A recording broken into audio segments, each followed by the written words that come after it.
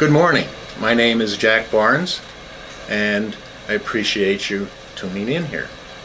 Remember the guy behind the goalpost at the football games who held up the sign, John 3:16?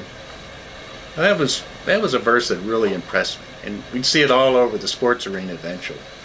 I actually, years ago when our kids were young, I paid those preteen sons, at the time, $5 to memorize that particular Bible verse.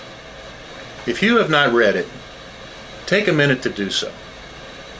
And if you have, take a minute to think about the message.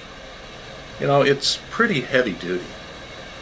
For God so loved the world that he gave his only begotten Son, that whosoever believeth in him shall not perish, but have everlasting life. That's an unimaginable sacrifice. Could any of us even consider giving up one of our children, let alone knowing the pain and suffering they might go through? Yet what is God actually asking of us?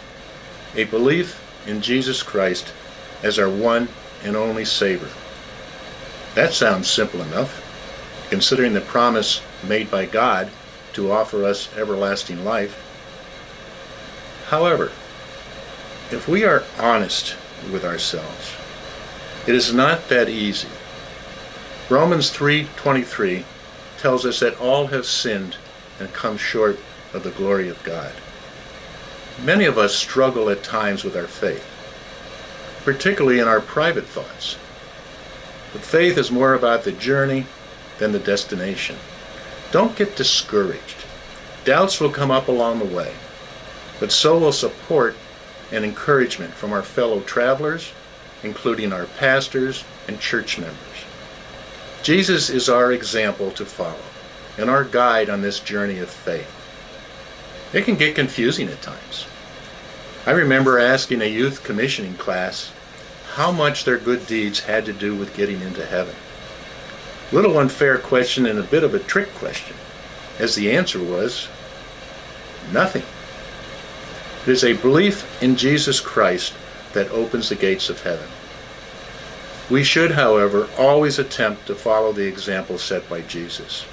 And as we travel along this journey of faith with so many others, we will eventually find ourselves with an understanding of just how important that sacrifice was by God. Sacrificing his only Son, Jesus Christ, to offer us all the opportunity for everlasting life. Don't get discouraged. Be an example to others, and the belief in Jesus Christ will lead us to the promised land.